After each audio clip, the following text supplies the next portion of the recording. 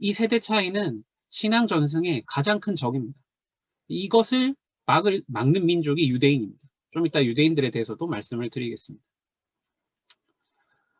그래서 바울도, 유대인이었던 바울도 이 세대, 즉 이 땅의 수평 문화를 본받지 말고 하나님의 선하시고 기뻐하시고 온전하신 뜻이 무엇인지 분별하도록 하라고 당부를 했습니다. 그래서 성경 구절 로마서 12장 2절에 보면 너희는 이 세대를 본받지 말고 오직 마음을 새롭게 함으로 변화를 받아 하나님의 선하시고 기뻐하시고 온전하신 뜻이 무엇인지 분별하도록 하라. 이 세대를 본받지 않는 후대들을 기르셔야 됩니다. 그리고 우리 부모들도 이 세대를 본받지 않아야 됩니다. 즉 아까 나 중심, 물질 중심, 성공 중심의 부모님들이 먼저 이렇게 그거 중심으로 살아가 버리면 후대들한테도 그게 전달이 됩니다. 그래서 우리는 그걸 막으셔야 하는 사명이 있는 부모님이신 거죠. 자, 반대로 복음이 말하는, 즉 성경이 말하는 세계는 어떤 세계일까요? 성경은요, 창조자가 있다고 얘기합니다. 그분이 우리를 구원하시고 우리에게 계획이 있으십니다. 우리의 삶은 의미가 있고 가치가 있습니다. 창세기 1장 1절에 태초에 하나님께서 천지를 창조하시느니라. 영세전부터 우리 각자를 준비하셨습니다. 그리고 여러분의 후대를 준비하셨습니다. 전도서 12장 1절에 너는 청년의 때에 너의 창조자를 기억하라 라고 말했습니다. 왜냐하면 청년의 때가 가장 수평문화, 물질적이고 쾌락적인 것들에 노출되고 그것에 집중하기가 쉽거든요. 그래서 우리 아이들은 이 청년의 때 창조자를 기억할 수 있는 그런 후대들로 길러야 합니다. 복음은, 성경은 절대 진리가 있다고 가르칩니다. 가치관이 있습니다. 종교가 아닌 참 생명이 있습니다. 왜냐하면 하나님께서 존재하시고 우리에게 그것을 명하셨기 때문입니다. 인간은, 모든 민족은요, 똑같이 통하는 윤리가 있습니다. 누가 가르쳐 주지 않았어도 도둑질은 나쁘고 살인은 나쁘고 뭐 이런 것들이 이상하게 통해요. 타고났거든요. 하나님께서 그걸 인간에게 양심으로 주셨기 때문입니다. 그래서 생명이 있는 사람은요, 매일매일 자라나고 관점이 변하고 깨달음을 얻게 됩니다. 복음이 생명이거든요. 복음은 처음에는 어린아이들이 이걸 잘 이해 못하고 그냥 부모님이 얘기해 주는 대로만 받아들이지만 이게 살아있다면, 생명력이 있다면 이걸 삶 속에서 체험하게 되고 더 깊이 깨닫게 되고 그리고 복음의 눈으로 바라보게 됩니다. 그리고 복음을 체험하게 되겠죠. 그래서 우리는 사도행전 1장 1절, 3절, 8절 이것을 세계관으로 아이들에게 줘야 합니다. 사도행전 1장 1절에 그리스도가 나와 있죠. 누가복음에 썼던 그리스도에 대해서 나와 있고 3절에 하나님의 나라, 8절에 성령 충만이 나와 있습니다. 우리 하나님의 자녀들에게는 이 아이들에게 이것을 체험시켜 주어야 합니다. 그리고 이제 창조론에 대한 것이 있는데요. 이건 제가 책에서 읽은 내용인데 세상은 우연히 만들어질 수 없다라는 과학자들이 있습니다. 톨스토이의 전쟁과 평화라는 책이 1000페이지가 넘는 책인데요. 이 책을 한 장씩 뜯어서 하늘에 쫙 던져가지고 그 책이 1000페이지가 1번부터 1000페이지까지 순서대로 놓일 확률입니다. 진화의 확률은요. 무작위로 던져서 그게 1번부터 1000페이지까지 착착착착착 순서대로 놓일 확률. 그러니까 이 책에서는 거의 그건 불가능하다라고 얘기를 하더라고요. 그래서 수직 문화, 우리에게는 수직 문화가 필요한데요. 아까 수평 문화와 반대되는 개념이겠죠. 수직 문화가 뭔지 보면은 수직 문화는 시면 문화 혹은 뿌리 문화라고 하고요. 이 문화는 한 인종의 뿌리, 아이덴티티를 나타내는 우리 삶에 많은 영향을 미치는 전통적인 문화 가치로 구성되어 있습니다. 예를 들어서 종교, 관습, 사상, 이상, 언어, 고전 문학이나 음악 등 여러 가지가 있죠. 수직 문화의 가치는 눈에 보이지 않는 비물질적이며 인간이 생각하는 형이상학적인 것이다. 따라서 수직 문화 유형, 무형의 교육을 통하여 전통과 대를 이어가면서 물려주는 인간의 정신적인 유산을 말한다. 이 유형, 무형의 교육 내용은 인간의 정신적인 것, 사상적인 것, 고정적인 것의 가치를 말한다. 즉 눈에 보이지 않는데 아주 오래부터, 위에서부터 밑으로, 후대로 계속 전달이 되어지는 문화죠. 우리에게는 이게 바로 복음이고 성경이 되겠습니다. 수직 문화는 외형적이면서도 일시적인 가치를 대조되며 인간의 내면적인 깊은 생각을 필요로 하는 마음의 양식이다. 수직 문화가 종교나 사상 및 인생을 살면서 터득한 지혜라면 수평 문화는 일시적으로 필요한 지식이다. 수직 문화의 견해는 심리학적, 윤리적 가치로는 인간의 내면적인 가치들이라고 말할 수 있고 따라서 가정이나 민족이나 전통적인 수직 문화를 고수한다면 유대인처럼 세대 차이가 생겨나지 않는다. 우리가 이 복음을 삶 속에서, 가정 속에서 아이들과 나눌 수 있으면 세대 차이가 없는 거죠. 저기 그림에 나오는 거 보면은 3대가 지금 같이 있는 겁니다. 정결 예식을 하면서 안식일을 보내는 모습이에요. 할아버지가 있고 아버지가 있고 그리고 손자 손녀들이 함께 유형적으로 안식일 문화를 가지면서 저렇게 예배를 드리고 그리고 또 계속 그들의 그 기본 가지고 있는 토라와 탈무드를 가지고 이 수직 문화를 아이들한테 계속 전달을 하는 겁니다. 그래서 우리들도 이 부분은 배워야 될 부분인 거죠. 아이들에게 수직 문화를 전달해야 됩니다. 그렇게 되면은 포럼도 되겠죠. 세대 차이는 없어지는 거죠. 실제로 유대인들에 관한 얘기들을 많이 들어보면 유대인들은 부모님과 함께 있는 게 밖에 있는 것보다 더 좋다라고 하더라고요.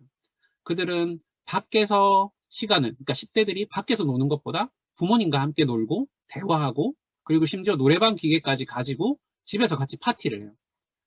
그리고 물어봤더니 왜 부모님이랑 있어? 이랬더니 부모님이 너무 좋아서요. 왜 부모님한테 순종해?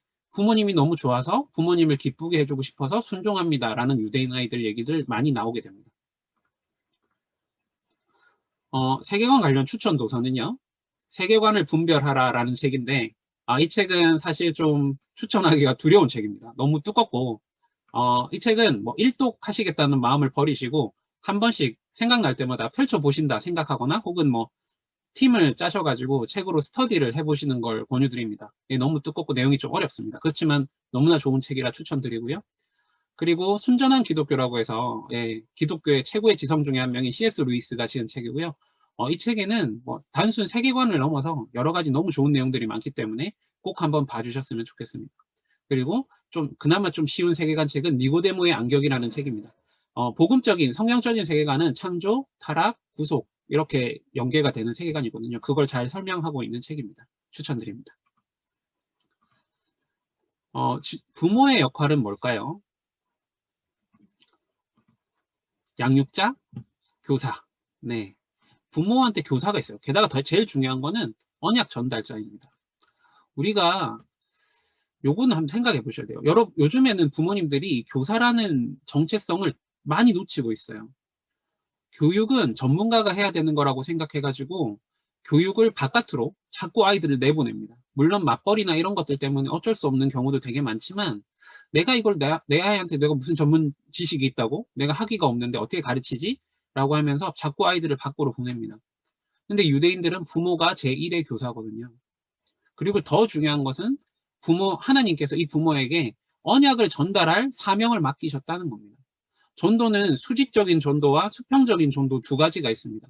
수평적인 전도는 우리 이웃과 세계에 있는 사람들에게 전도를 하는 것이고요. 수직적인 전도는 내 후대에게 복음을 전달하는 겁니다. 성경에는 두 가지가 다 나옵니다. 그래서 자식을 말씀 맡은 자로 키우는 것, 이것이 유대인들이 가지고 있는 자기 정체성입니다. 하나님께서 성경을 통해서 우리에게도 똑같이 주셨습니다. 그래서 신명기 6장 6절에서 7절 오늘 내가 내게 명하는 이 말씀을 너는 마음에 새기고 내 자녀에게 부지런히 가르치며 집에 앉았을 때에든지 길을 갈 때에든지 누워있을 때에든지 일어날 때에든지 이 말씀을 강론할 것입니다. 교회에 가서 혹은 회당에 가서 하라는 말도 되지만 대부분 다 눕고 왔다 나갔다 들어왔다 잘 자고 이런 건 전부 다 집이거든요. 유대인들은 이걸 집에서 해요. 우리 기독교인들은 이걸 되게 많이 놓치고 있습니다. 그래서 유대인들은 어릴 때부터 이걸 해가지고 그 아이를 잘 관찰하고 말씀으로 교육하고 해서 그 아이의 달란트, 재능까지도 발견해주면서 그 의미로 13세에 성인식을 합니다. 근데 성인식을 할 때 하는 게 뭐냐면 여러 가지 뭐 전문인들 불러서 만나게도 해주지만 제일 중요한 건 13세 이 아이가 토라 두루마리, 즉 성경이죠. 모세오경 성경 두루마리를 펴고 사람들 앞에서 성경에 대해서 강의를 하는 겁니다. 설교를 하는 거죠. 13살짜리가. 그걸 부모님과 어릴 때부터 공부를 해가지고요. 그러면서 이제 성인식의 마지막에는 할아버지가 아버지가 아들에게 이 토라 두루마리를 건네줍니다. 그게 성인식의 포인트입니다. 이제 내가 너에게 이 말씀을 전해준다. 너는 이제 어디 가서 이 말씀을 강론할 수 있고 가르칠 수 있다. 이게 성인식의 핵심이거든요. 그래서 우리들도 좀 욕심일 수도 있겠지만 아이들이 13세가 되기 전에 이 아이들이 진짜 이 복음의 말씀에 각인되어서 어디 가서 이거를 강론할 수 있고 진짜 전도할 수 있는 그런 후대로 키울 수만 있으면 너무나 행복하지 않을까 한번 생각을 해봤습니다. 부모인데요. 유대인의 아버지가 자녀들에게 지금 아마 저게 토라나 탈무드겠죠. 이렇게 가르치는 내용입니다. 큰 소리가 아닌 작은 소리입니다. 제가 구글에 부모 연관 검색어를 해봤는데 부모 연관 검색어에 간섭, 잔소리, 갈등, 공부, 걱정 이 부모의 연관 검색어입니다. 부모를 딱 치면 저게 나와요. 이게 아이들이 부모가 이제 어떻게 아이들한테 영향을 미치고 있는지를 잘 보여주는 거죠. 저기서 부모님과 함께 있는데 행복, 그리고 뭐 대화가 되고 소통이 되고 너무 존경스럽다 이런 말이 나와야 되는데 저런 말들이 나오고 있습니다. 아이들은요, 잔소리나 간섭, 물론 잔소리도 간섭도 필요하지만 그걸 보고 영향을 받는 게 아니라 부모의 뒷모습을 보고 큽니다. 이건 뭐 제 개인적인 얘기도 저도 잠깐 교회를 다니다가 교회를 떠났었는데 모태신앙인데 뭐 다른 게 문제가 아니라 부모님들께서 이렇게 약간 복음을 말하는 것과 행동하는 것이 좀 다를 때 그런 것들이 약간 불신앙에 영향을 주는 것이 있습니다. 물론 부모도 사람이라 어쩔 수 없겠지만 그런 것들이 오히려 더 많은 영향을 미쳐요. 앞에서 이렇게 해라 이게 아니라 부모가 그걸 삶으로 보여줄 때 아이들한테 가장 그게 영향을 끼치고 되어집니다. 그래서 완벽한 부모는 없습니다. 근데 우리 부모들이 이걸 뭐 완벽하게 내가 모델이 돼가지고 이렇게 해야 되겠다 이런 것까지 말하실 필요는 없고요. 다만 내가 이 말씀을 가지고 하나님의 말씀을 가지고 말씀대로 살아내겠다. 내가 이 복음을 누리겠다. 내 아이들에게 이 모습을 보여주겠다. 그런 방향성이 제일 중요하다고 저는 생각을 합니다. 그리고 부모님들께서 걸으실 때는 나의 한 걸음이 우리의 후대의 고난을 줄여준다라고 생각을 하시면 좋겠습니다. 우리는 이 땅은 뭐 5,000년 동안 아니면 뭐 더 많이 우상숭배하던 땅이었습니다. 복음은 들어온 지 100몇 년밖에 안 됐잖아요. 당연히 많은 영향들을 받았습니다. 우리는. 그렇지만 우리가 이제 언약을 붙잡고 한 걸음 한 걸음 나아갈 때 우리 후대들이 그런 악영향, 우상숭배 악영향, 여러 가지 문화의 악영향, 이런 잘못된 수평 문화의 악영향 같은 것들에게서 사라지는 거죠. 그러니까 우리 당대에는 좀 많이 고난이 있을 수 있어요. 광야길을 걸어가는 것처럼. 하지만 우리가 이 언약 잡고 한 걸음 한 걸음 걸어감으로써 우리 후대들은 더 복음적이고 더 능력 있는 삶을 살게 될 겁니다. 하나님과 함께하는 삶을 더 살게 되겠죠. 그 부모의 역할은 그 발판이 되는 것도 있습니다. 그래서 저는 언약을 붙잡았는데 저도 되게 약점이 많은 사람이라 우리의 약점이 증거가 되기를 기도하고 있습니다. 하나님께 솔직하게 기도하고 솔직한 모습으로 아이와 대화를 하고요. 우리가 앞에서 코칭에서 배웠지만 아이에게 얘기해 주셔야 됩니다. 엄마 아빠도 부족한 사람이고 엄마 아빠도 실수할 수 있고 잘못을 했으면 아이에게 용서도 구하면서 그렇지만 엄마 아빠는 이 언약을 붙잡고 있고 엄마 아빠는 하나님께 기도하고 있고 도전하고 있어. 내가 부족하지만 내가 하나님을 인도받으면서 성령 인도받으면서 성령 충만 받으면서 살려고 하고 있단다 라고 솔직하게 얘기해 주시는 거 좋습니다. 예배의 모델이 돼야 되겠죠. 예배에 집중하는 것은 마음가짐이 다인 것 같습니다. 부모가 그 예배에 집중하는 마음가짐을 보이면은 아이가 따라오죠. 그리고 진짜 예배로 행복한 모습을 보면 아이들도 같이 행복할 수가 있습니다. 그래서 여러분 교회에 나오는 그 강단 말씀을 통해서 언약을 붙잡는 모습을 보여주셔야 됩니다. 이건 나중에 얘기하겠지만 저도 그랬거든요. 누가 뭐 이렇게 교훈적인 말씀을 준다고 해서 제가 영향을 잘 받지는 않더라고요.